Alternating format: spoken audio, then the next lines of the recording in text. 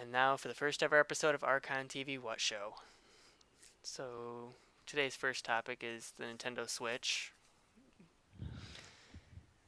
But before that, I'll introduce myself. I am ArchonTvNami. I'm And I am his co-host or whatever you would like to call me, but I am TwistedLogiic. with two eyes and logic. Yes, that'd be the key. But okay, and to Nintendo Switch. What do you think about it? Well, it's definitely different. I don't know. It's from reading about it quite a bit on articles and stuff like that. I don't know. It's got its pros and its cons with I guess the going from on the gaming on the go and then going and switching straight to home console gaming. I guess that's something that's pretty neat and you know new, but I don't know. It's Nintendo's they throw a curveball in. The last thing was with the Wii with the motion control it was kind of a eh, wasn't that great of a thing, but it had its little run. Didn't last very long though. I mean, Nintendo's had a pretty unique philosophy over the past couple console generations when you think about it. They kind of got revolutionized with the Wii because gaming was kind of stagnant with like the controller, classic controller. It was cool to see something unique like the motion controls. Yeah, It oh yeah, definitely. but once the gimmick kind of died, then it didn't really feel as fun as what a regular console has. Like you had your PlayStation 4 or PlayStation 3 at the time, and then your Xbox 360, which had the basic controllers, which tried to kind of dabble in the motion control, which I think is probably the right way to go about it, rather than just making a console fully based on motion control. Oh yeah, yeah. I think that was probably Nintendo's first mistake was going all in at once. You know, putting all their cards in and hoping for the best. But it did well at the beginning. It was a gimmick, but most people are gonna go with the traditional controller in the hand instead of moving their hands around on some motion that not many people are gonna really enjoy. And then you have the Wii U, which came out after, and with that you have what is it? Just like a tablet add-on in a sense, and like kind of Basically, 720p HD. yeah, well, basically an accessory on that. It wasn't nothing crazy. Just yeah, it wasn't anything great. You can look at a screen closer instead of having to look at your TV, but it was just some big clunky device that you had to hold. It didn't really feel super comfortable. It was too big in my hands. It wasn't that great. Yeah, like I said, I haven't really played a lot of Wii U because I don't own one. I know you did, and I went over to your house and played a couple times and hung out. I didn't think it was too bad. Like I kind of liked the idea, like a little bit. But I mean, because then you could have two people and each player has their own individual screen, which kind of eliminates split screen problems. Like if you just can't play with like one person moving in one direction, the other person moving in the other, because sometimes your peripheral will catch on split screen and it can make you motion sick. Yeah, It yeah, yeah. was a great cure for that, but I mean, basically what the Wii U was them bringing a console finally to the PlayStation 3 and 360 fight. And by that point, the PS4 and the Xbox One were basically on their way out. So I mean, it really did Yeah, it was. nothing. They were too late to join the party at that point. I mean, it was end of the last gen cycle run, anyways. Most people were ready to move on to that next gen, and when Xbox One or Microsoft and Sony kind of throw their news out there for their stuff, it was basically pointless for Nintendo to even throw that out there. But they did try to sell, didn't sell very well, if I recall correctly. And The reason, like I said, I think it didn't sell well is because a lot of people, like myself, thought it was just like a basic add-on for the Wii in a sense, yeah, and yeah, no, that's because that's basically what they marketed it as. The big thing was that it came with a tablet now. So a lot of people just assumed it was like basic Wii infrastructure with a tablet. Cool, like yeah, that's not worth the extra. What was it? Whatever the launch price was. I think it was probably what 300, 400, something like that. Yeah, something around that ballpark area was what they were trying to sell it for. Wasn't I don't know. It wasn't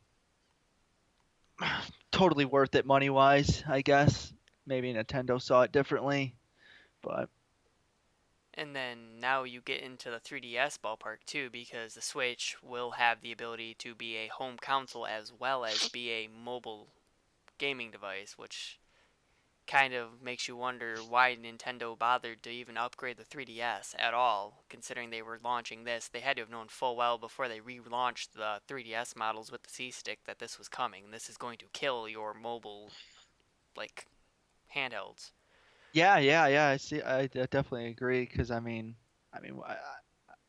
you're basically advertising it's gonna have the same type of gameplay feel, everything. The graphics are gonna supposed to stay the same. Everything's gonna be the same as you're playing at home. I don't know. Are they trying to lean away from the 3DS and just going all in one on just one system? I don't know. I mean, I've heard rumors that it's not supposed to exactly be like what the home console provides. You will get some like resolution drop because it will not have the power of the home console, but you'll Yeah. still be able to play it and whatnot. The other thing you have to worry about though here is that I've heard the battery life for the handheld for the Switch, like when you take it on the go, is actually really, really mediocre, to where it's like 3 to 4 hours of battery life, and I mean that's Mm. just not good. I mean you have to have a better battery life if you're going to go with this gimmick. Oh yeah, definitely. I would agree 100% with that. I mean, I don't know. They should have maybe thought that one out a little bit better. Not having a battery life of 3 to 4 hours. That's just almost true gamers do put in more hours than that in one session, and that's not gonna hold up very well. I mean, it's not even about being a true gamer, really. I mean, it's an entertainment console in a sense, and you want to have Yeah. that battery life. Like, if you're on a flight going somewhere and you can have it on where the Wi-Fi isn't going to interfere or whatnot. I don't know what flight rules are anymore. I know before, back in the day, you couldn't have devices on that emitted like Wi-Fi signals. I don't know if that's still the case today or not, but you want to have that, like, let's say you're flying cross country or something from like New York to California or something. You're going to want that battery life to last that entire flight for the most part. Oh yeah, yeah, and I mean, yeah, and if you're even flying even longer, it's gonna die midway through your flight, and then you have to do whatever else is on a plane. I've never been on one, so I'm not 100% familiar with it, but Well, you're basically going to be enjoying the in-flight movie for the rest of your flight, yeah, or yeah. sleeping. What the heck? And My broadcast went down. Okay, give me a second. It's still recording though. OBS disconnected, reconnecting. Okay, let me kill this over here. That might be part of my problem. Sorry for the technical interruption.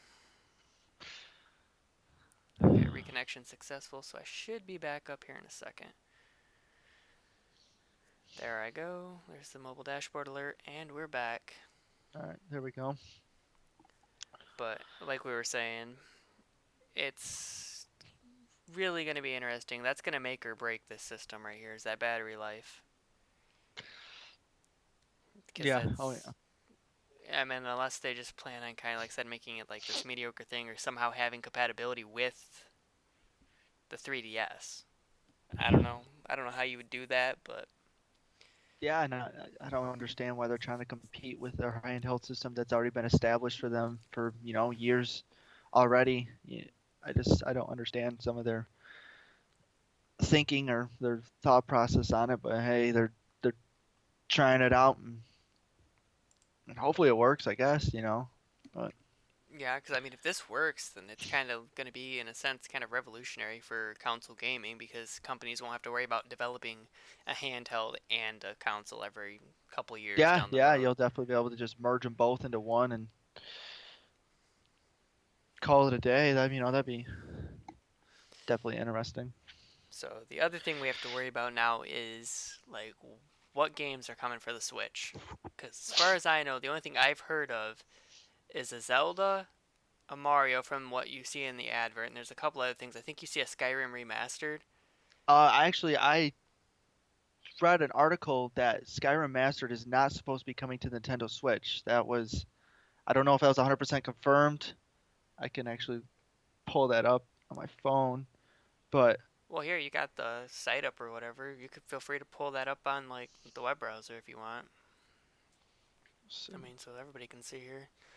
But yeah, like I said, a lot of it, like a lot of people are speculating Skyrim remastered was coming to the Switch because of that commercial where it showed like in-game footage, unless maybe it was just Nintendo blowing smoke to try to oh convince yeah, people that they were going to have third-party support because I've heard the third-party developers actually want to be a part of the system. yeah, I did see, I did see a picture of they were supposed to. I think I saw a picture of all the third-party developers that they've had so far, and it looked like a pretty vast amount of developers, but And I mean, that's something that Nintendo hasn't had in the past, well, I guess we'll call it 2.5 or 1.5 console generations with the Wii U and the Wii because nobody wanted to develop just for the motion controls. oh, I know, yeah, they've been pretty much just nowhere with third-party developers at all. It's just, Yeah, Nintendo scared them all away because while they did have the legacy controller type deal that you could do with classic Nintendo games, it just wasn't really developed for because yeah, Nintendo wanted them to develop for the motion controls, and it's like you're just not gonna have any games. Now, don't get me wrong, like there have been great like Nintendo home housed games like your Mario Galaxy, your Mario Galaxy 2, the Legend of Zelda series, the Donkey Kong games that have come out. The one game series they're actually really lacking though is a Metroid series. I don't know if the Wii U actually even got a Metroid game. uh, I don't even know either. I couldn't remember off the top of my head. I don't Uh, think they did. I think the 3DS got one, and then they just kind of skipped on a home console version for the Wii U, or yeah, the Wii U, which is really odd because that's one of their main games too, and people have been wanting one for a while now. oh, oh yeah, I definitely believe that. I mean, it's one of their classics that people have always enjoyed over the years. Yeah, and you gotta wonder too with like Cloud Strife being put into Smash Bros. If maybe Square Enix isn't on board with this too in a major way, like because I heard think World of Final Fantasy is also coming out for the Wii U, the PlayStation 4, and the Xbox One, I believe. And you gotta wonder if that exclusion was also for the Final Fantasy VII remake that's in works right now, because the E3 press conference from I think 2 years back is what it is now said that it was going to be a PS4 timed exclusive, is what it hinted towards. So they're expecting it to be released on the Xbox One as well as the Wii U, or not Wii U, but the Nintendo Switch, I would assume. Don't quote me on that. No official release has been announced for either of those consoles, but it's pretty much implied that it's going to get a timed exclusive release to those consoles, I'm assuming.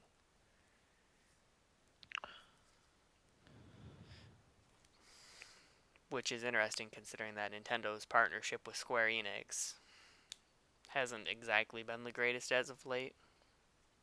oh yeah. Because I think they've only done like a couple mobile games. I don't think there's been a major Final Fantasy console release in a little while that's actually like within the what you call it, within the actual like story arc. Well, not really story arc, but a numbered entry, I should say. But I don't know. Hopefully, this means good things for Nintendo and the third-party support. I wouldn't mind, I guess, at Nintendo getting the FF7 remaster or not remaster, but the remake. Just because Final Fantasy did originally, I believe, start on the Super Famicom back in the day. Or no, I think it was the normal Famicom. Now that I think about it.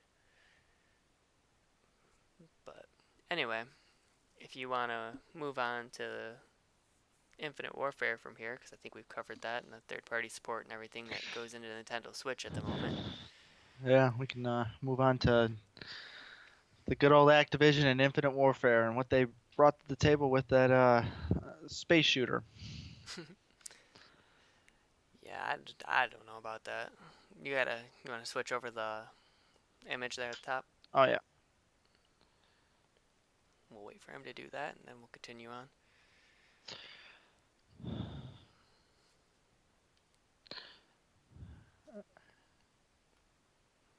Okay, I All gotta right. wait the 15 seconds here for. Okay, I got a Twitch delay, so it has switched over. But anyway, Infinite Warfare. The beta has come out. The beta's been out for about what, a week now?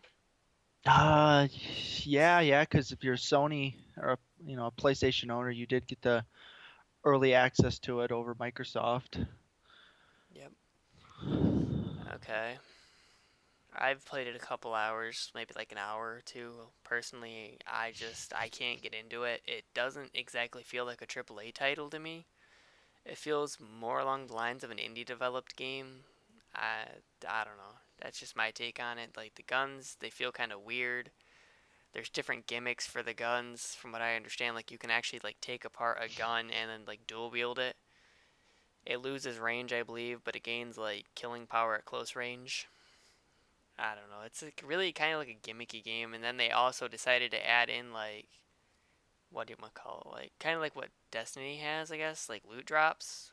I believe it is from supply drops that you can get now. To where if you put a lot of money into the game, you're pretty much guaranteed to get better guns than everybody else at the start, which kind of sucks. Nobody really likes the whole pay to win model. They don't like feeling like they have to throw money at Activision to win a game. Yeah, that's not fair to the people who are actually going to put the time in, or the people that are actually good at the game. It's Yeah, it pretty much kills any competition that you're gonna have for like fair matches. no, someone's just going to want to pay to get a better gun or just get a step ahead of that other person just because they're not as good. They're not going to be able to be on par with that other person. So they're just going to have to pay their way in. Stupid, but Yeah, because from what I seen, like a lot of like some of the Call of Duty YouTubers, like biggest one I can think of right now would be Drifter, has already said that he doesn't really care for the game. I mean, you can go check his video on it to see exactly what he says, but some of the stuff he showcased in the video is pretty telling about why he doesn't like the game. Like personally, I feel the same way about it because there's like stuff like guns that you can get that basically make it so where if you get a kill, you get some health back.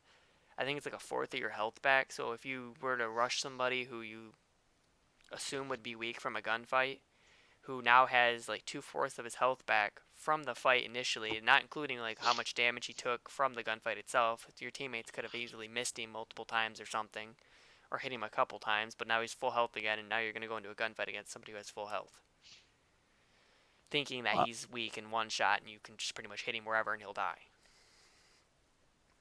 oh, that's see, me personally, I have not touched the beta. I didn't look intriguing to me. Um, ArchonTvWhat kept telling me I should test it out, but I haven't been able to muster up the energy to just play it. It just doesn't look good to me. I've been more interested in the uh, the attachment of Call of Duty 4 with the game than anything. But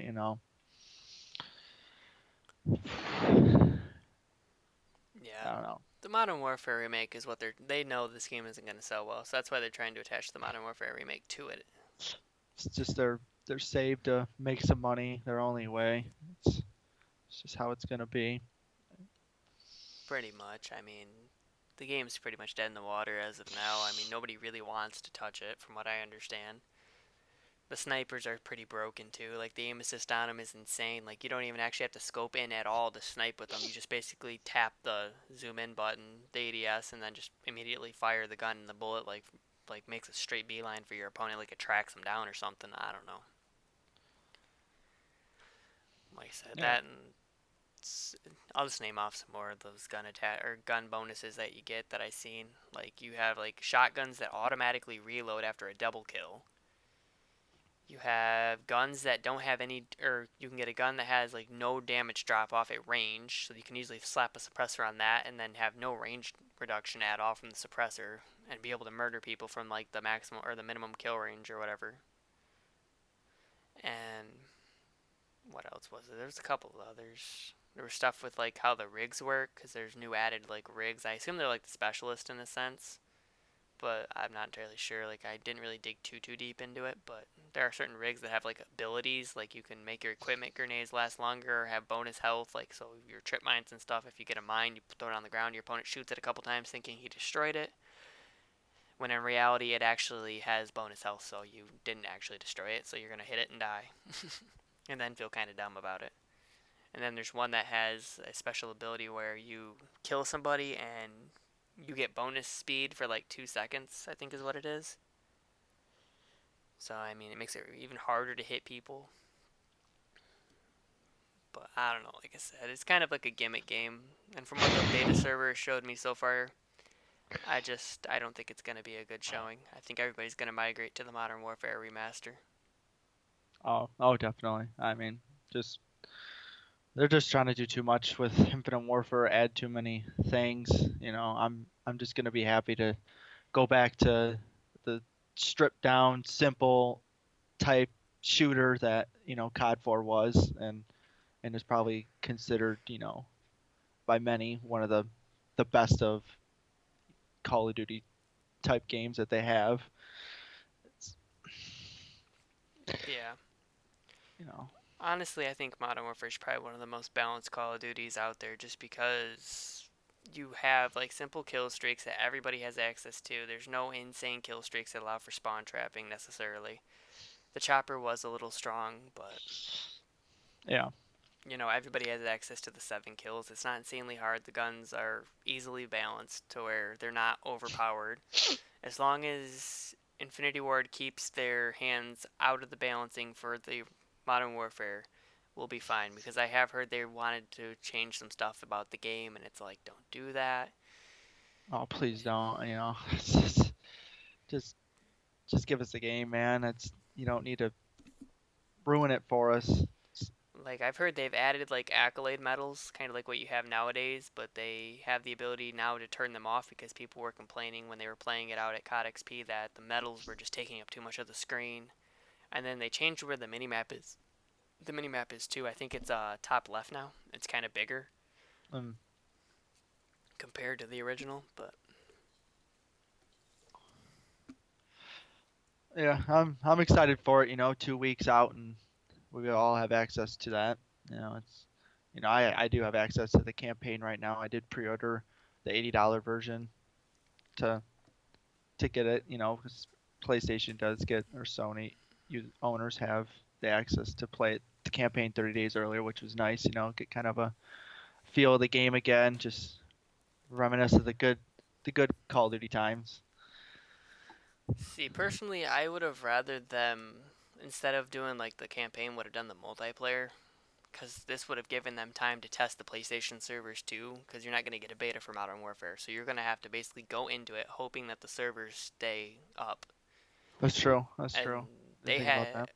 sorry for interrupting, but they had the first day of first day of the beta for Infinite Warfare was terrible. Like you couldn't find matches. Some people did like right out the gate, but after that, like you couldn't find matches. It was down for like 6 7 hours, which is typical Call of Duty. And I'm sure launch date's gonna have the same problem because they don't really ever fix anything. They get overflowed and overflooded, and just I don't know how you don't expect to have like a bunch of people on your servers. Yeah. It's not like you just recently became a hit game. You've been a hit game for what, almost 10 years now? Yeah, yeah. That sounds about right. 2007 was or 2006, 2007 was Modern Warfare. So yeah, it's been 10, 11 years now. And every year they've had like launch issues. I think last year with Black Ops 3 it wasn't as bad, but now that game is pretty much just gone to crap from what I've heard. I've stopped playing it. I was having frame rate issues and just said, you know what, it's just not worth it. I don't know why these devs don't keep up with the game. Like it's must be I don't know if it's laziness or they just are already working on the new Black Ops. I would assume is probably going to be what it is, Black Ops 4.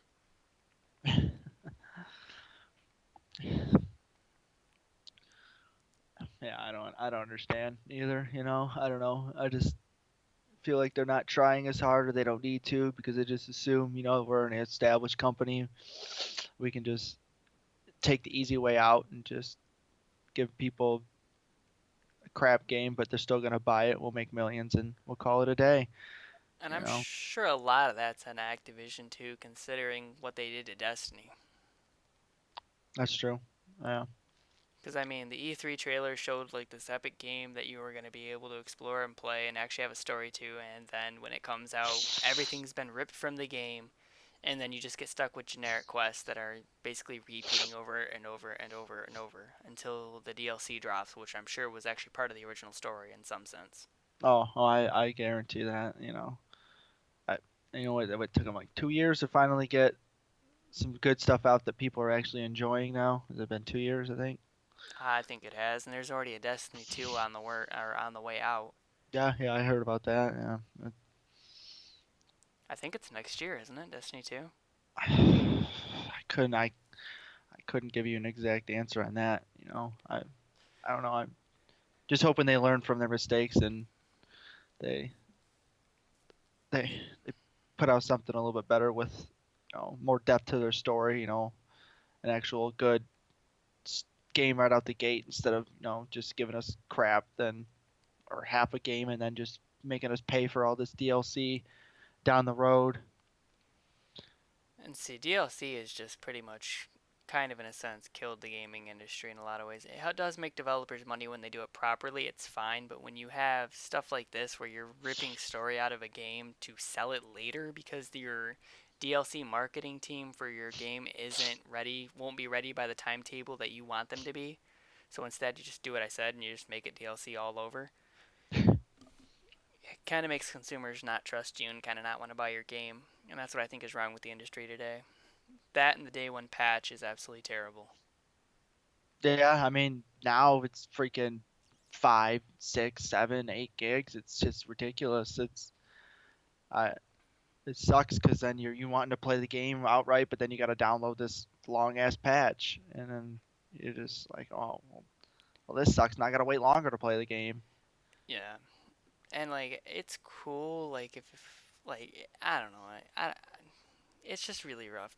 It really is. It's like a double-edged sword. It is nice that they have the ability to fix their games up, but at the same time, it causes people to rush products out and be like, oh well, there's a bunch of bugs. Well, we'll just iron them out later. And that shouldn't be Yeah, how it is. This should be like the olden days where games were actually tested properly. They weren't rushed out with the promise of a day one patch later. Like, speaking of that, like, I really, really, really, really respect Square Enix for what they did with Final Fantasy 15. I respect them for that because they had a September release date launched. I think it was what, September 28th is what it was. yeah, something like that. And they went ahead like 2 to 3 weeks before launch and they said, we're moving the game back to Black Friday, November 28th, I believe it is this year, right? 29th, one of the two. Yeah, something like that. But anyway, they're moving it to Black Friday because they didn't want to have a gigantic day one patch that was going to be 30 gigs. See, they said that they would rather just put it on the disc so that way people without an internet connection can still enjoy the game and have fun with it. Yeah, that's definitely something that's really nice. People that do have poor internet connection, which I don't feel like some of these developers really look at. Have to deal with the download and Well, have to. I was gonna say what I think. What sorry for interrupting, but what I think what it is that they just assume everybody has internet in general, and that's not the case. There are households without internet still in the states and Yeah, around or the they have, world. insanely good high speed connect or internet, and that don't have to wait that long to download. But some people do have slower internet speeds, and it takes them a while. Yeah, it just takes them out of the experience because you're so amped to play a game, and then you realize, oh, well, you got another 30 gigs to wait Yeah, you gotta because wait still 3 hours. 3 to 4 hours, depending on like what your internet is, it could be upwards of 7 to a day. It's like Yeah, it's just horrible. Like what happened to the days where we could just like pop in a disc, start up the game, and everything's there. Boom. Everything looks good, plays, feels okay. Anything that needed to be ironed out later could still be ironed out, but the game was actually quality over, a rushed product that has a bunch of bugs in it. yeah. And there's actually a game that comes to mind from the PlayStation 3 era, or the PlayStation, or the like last console or generation. Sorry, last gen, whatever. We'll just call it last gen. But it comes from that had this issue where I think it was Black Ops 2, where if you played the single player and you tried to complete the first checkpoint in the story mode, your game actually reset itself all the way back to the title screen when you hit the first checkpoint. And the only way to get around it was to download a patch for it. That's terrible. Can't even get past the first checkpoint and you already have something that's gonna just ruin the whole fun of the game right there. That's garbage. Yeah, and basically what it is, and this is really important too because the campaign is important for people who don't have internet because they're buying this game for the story, and when they can't progress past the first checkpoint for the story, and they have to have internet to do so, it's kind of like a slap in the face for buying their game. Yeah. But I don't know, like I said, the day one patch is just it's horrible, just like the DLC, like if you don't do it right, like it's cool to do story DLCs down the road, but it's just frustrating when you have somebody do a DLC literally like a month after the game comes out with all this story content Oh yeah. that very well could have been just put into the game, easily put into the game for the consumer. But anyway, we kind of rambled on from Infinite Warfare. Yeah, we'll kind of get back to it. Well, recently you said that you went. Well, we'll just move on from Infinite Warfare. We've already pretty much said everything there is to say about it. It's not going to be great. It's not going to be Activision or Call of Duty's greatest game. Yeah, I think everyone knows it's just gonna be a pile of crap, and you know. I mean, even Activision knows that, and that's why they're locking the Modern Warfare Remastered to the Infinite Warfare disc for people who buy the game. You can't actually trade in your disc and play in Modern Warfare still because Oh people were yeah, saying they were going to do that, and Activision's like, no, we're gonna shut that down immediately, and we're gonna make it to where you can't do anything about that. which does suck. But anyway, moving on from Infinite Warfare, you went to Comic Con yesterday, right? Oh yeah, yeah, yeah. There was a. I live up here in say Grand Rapids, and they had a Comic Con over the weekend, and I decided to attend it yesterday, and it was my first Comic Con ever. It was definitely a new and different experience. I've never been to one of these things before, and it was awesome. I would have to say I would recommend if there was anyone that lives close to something like that that's going on, I'd recommend going to it because it's so cool. The people there that dress up, they take their time and put effort into their costumes. It's really awesome to see. And then they also got special guest people there for people to be able to talk to and just be able to see their people that actually create these comics or whatever they partake in. But Comics yeah, and manga. I've heard a couple different Comic Cons getting different people from Japan to come in and sign yeah. autographs. So who did you get to see when you were at Comic Con yesterday? Um, I mean, one person I got to see was Bob Camp, the co-creator of Ren and Stimpy. That was pretty cool. I watched that show when I was younger, when people could title it as the good cartoon days. And so that was pretty awesome to see. He was signing autographs. You had to pay, but it was still cool. You can talk to him for a minute, ask questions or anything that you would want to ask him, and he was he had some drawings and stuff like that out for you, and it was definitely really cool to see. And then they had Austin St. John, who was, if I recall correctly, one of the original Red Power Rangers. And I don't know too much, but it was. But he was there. He was also charging for autographs, so it kind of sucked. But he was there doing some stuff, and then I mean, that's how um, they. That's how a lot of these guys make a living, though. They go to these events and they charge for autographs and all that because the voice acting market, from what I've researched, really isn't all that good, and acting market in general, unless you're like a part of a major feature film or something, just isn't that good of pay. So this is how these guys get around and they do things. So it's understandable. oh yeah, yeah, no, I just didn't have the extra money at the time to do it, but if I did, I would have, and then you probably talk to him for a minute or ask him, some kind of questions about, what they did and how it was and stuff like that. But, and then, they had artists there, that people that do the drawings and stuff like that for the comics, and that was cool to see because actually quite a few of them were actually drawing, right there. I actually got an autograph from a guy named Jeff. I can't remember his last name. It's Balke, and he actually has a Bulk? website. Sounds like bulk. Yeah, I think it was something like that. But he has a website and he does like sketch coloring. I think it was what he does, and I actually bought these two little mini pictures. One was of Gambit, and then the one was of crap. I don't even know. I can't remember off the top of my head. But he autographed those, and that was cool. And then he was actually drawing Deadpool.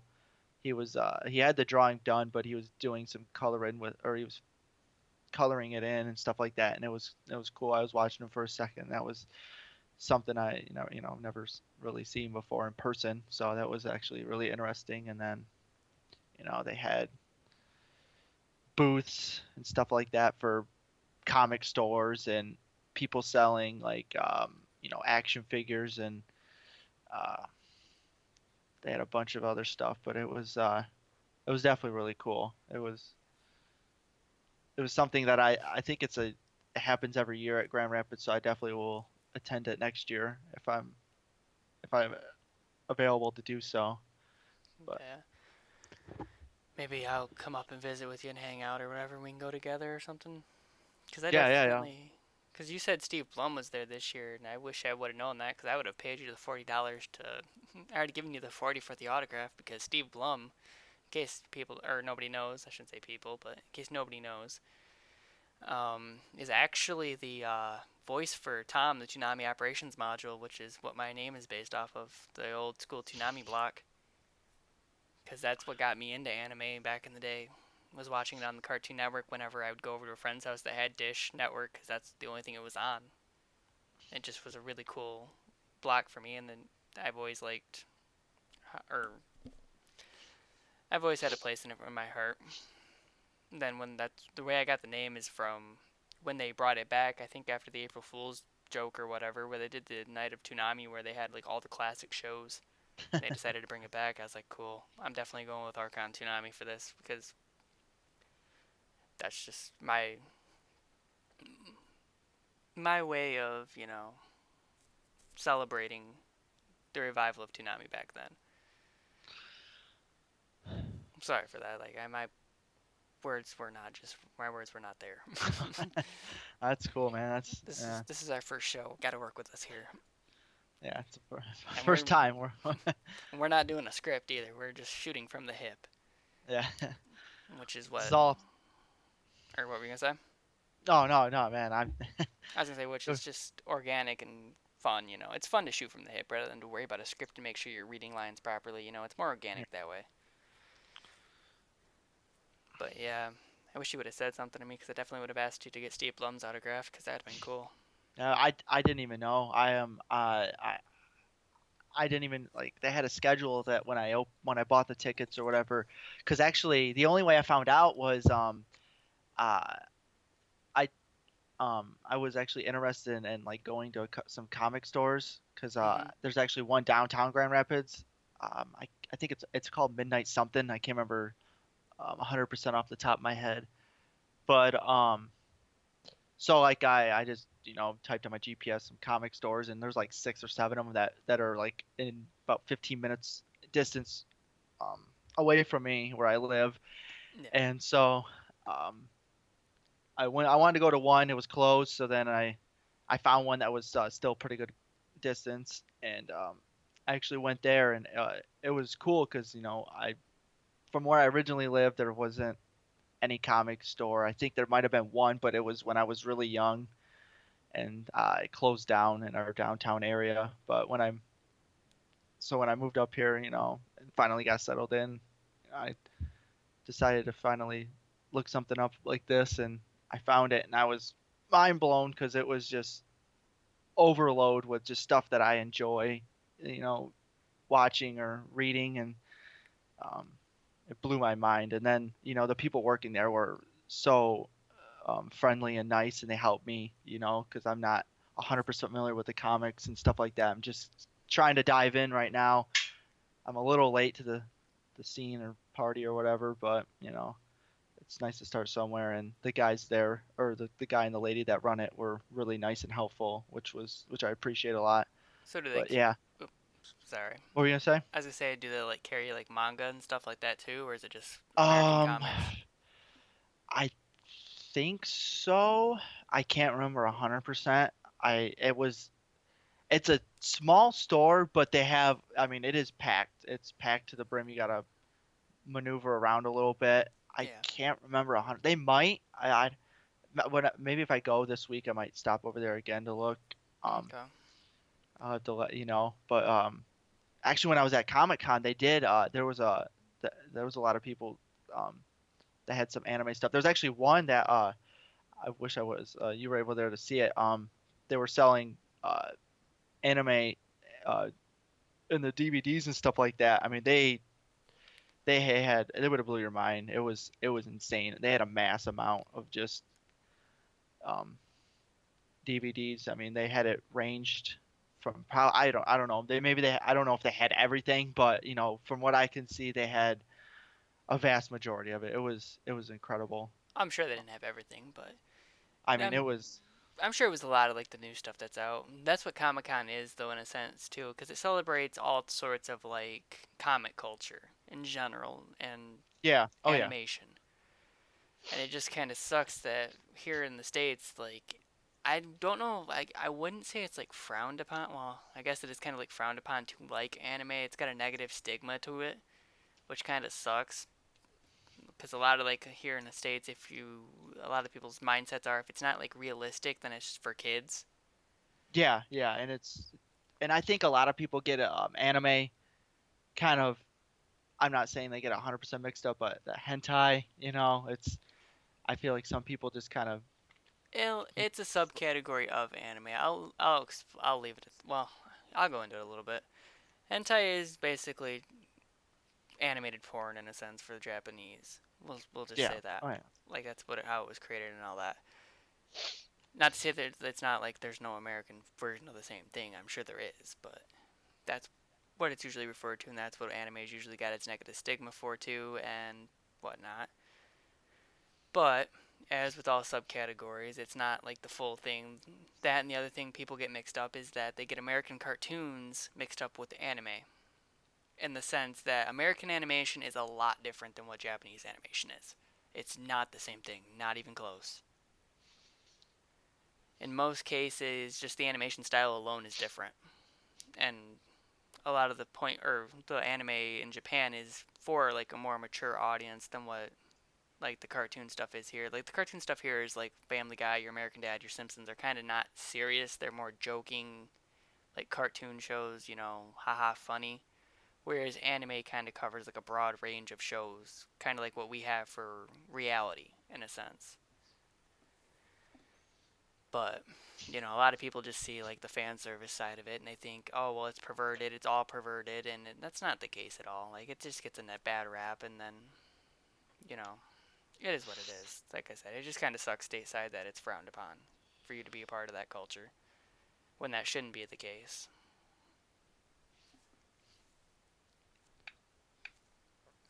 Because I mean, it's no different really than liking a Family Guy or an American Dad or any of those Yeah. ones. I don't get why those ones are okay, but if you like Japanese anime, you're automatically Like the nerd or whatever you want to, some stupid word they want to call you. yeah, and weeb is what the term is, I believe, for people who like anime.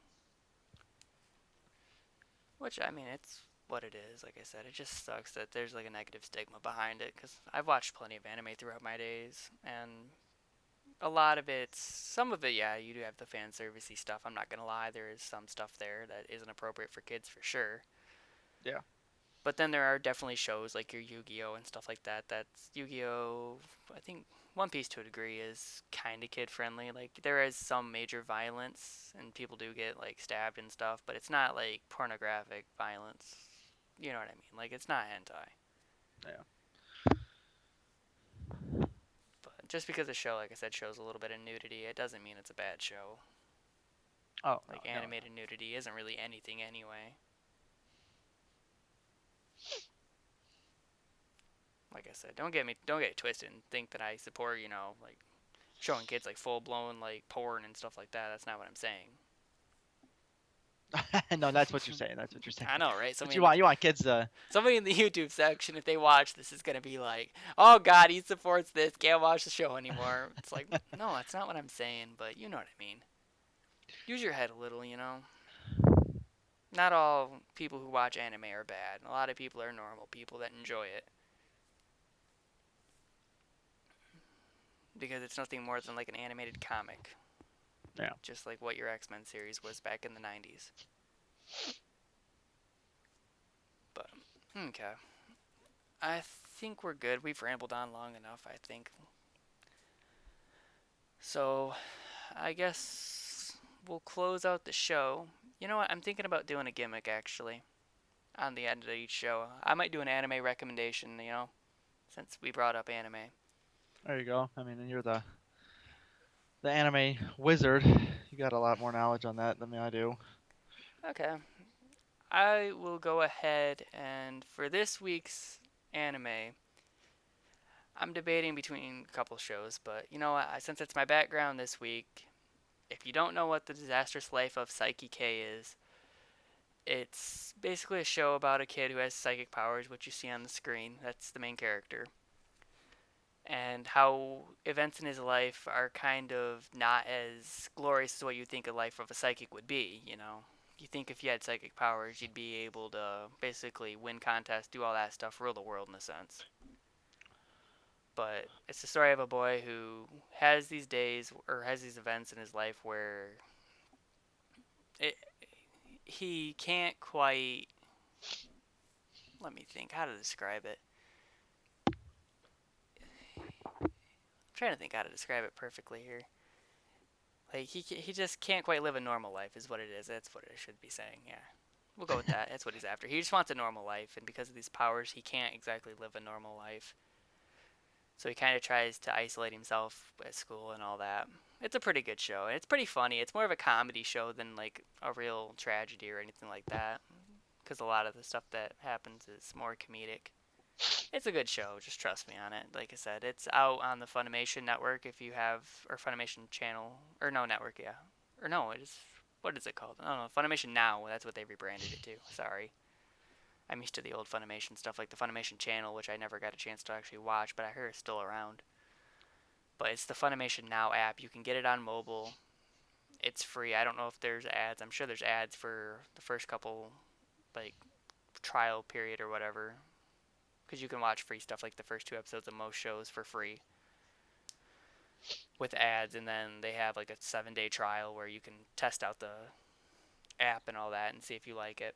So if you're into anime or you want to get into anime, go check out the Funimation Now app on mobile, or you can get the Funimation app on Xbox One and PlayStation 4, or even just visit Funimation.com. It's a good show though. Go check it out. Like I said, you'll understand what I mean when you check it out. We'll work on our anime recommendations list. Like I said, this was all kind of last minute. I wasn't gonna do it, but it got brought up. Pretty sure they're gonna be easy on you. They're not gonna. This is the YouTube comments we're uh, talking about here. yeah, it's true. People be a But little aggressive. just a little bit. It is what it is, though. Like I said, this is our first show, so hopefully we'll get this down and we'll be a little bit more coherent with our words and we won't say a lot like what we do today. But we'll get it all down.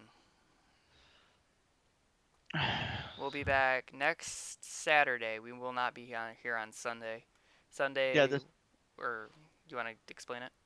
Oh yeah. I mean, Sunday today was just kind of our first thing, but from now on we should be every Saturday. We don't know what time specifically, but we'll do it every Saturday, so you guys can check us out then. And well, hopefully you liked it. Hopefully you enjoyed our um, brief talking about the subjects we had today. And Well, here, where can they find you at? oh, oh yeah, you can find me on Twitch, the twitch.tv/ TwistedLogiic, and just two Two eyes in the eyes. logic. There you go. Twitter and YouTube. Um, Twitter's the same thing. You just I have a one after logic. And ran into a complication with the name thing, but that's it. Then YouTube, or Um, right now we're doing a joint thing, and that's under our Archon TV. Um, it's under two not. ArchonTvWhat. Oh yeah, Archon TV. I'm sorry about that. Archon TV what? And it's along with Archon 2 Navi as well. Yep, I'll put this show on both channels when I get around, or when I get the chance to, and all that. I'm thinking it's gonna go up in two parts. I'm not entirely sure because this is our first show. We're not partnered with YouTube, and we're just starting up. Throughout the week, though, I will give you the weekly broadcast calendar. Is what I'm planning on doing. Tuesday for sure. I will be actually. I think it'll be Monday at midnight. I might start streaming the World of Final Fantasy because that's when that comes out. So I'll definitely be streaming that this week. We'll probably throw in some Overwatch, I'm sure, along the lines. Maybe some Overwatch after the show. I don't know yet. We'll have to see. You got anything twisted? I don't think so. I mean, I'm gonna try and stream as well this week. I don't have a set schedule, but I'm gonna definitely post on my Twitter when I do go live. Um, so if you want to know, or that's a way to find out when I'm on. Um, and other than that, I think we could wrap up for the show today. Well, that's one Archon TV What Show in the books, folks. Like I said, check out the Disastrous Life of Psyche K. Check out the Funimation app if you're interested in getting into anime. It's got multiple platforms, mobile, PlayStation, and all that. We'll try to get rid of the negative stigma for anime watchers everywhere, one week at a time. So for that, we will go ahead and cut stream now. Like I said, thanks for watching. We'll be back next Saturday. Make sure you remember that and follow the Twitter, the both channels, Twitch, for when we go live, so you'll know when the channel or when the show starts up. Thanks for watching. Remember, people, be nice in the YouTube comments, please. We're new. But seriously, thanks for watching.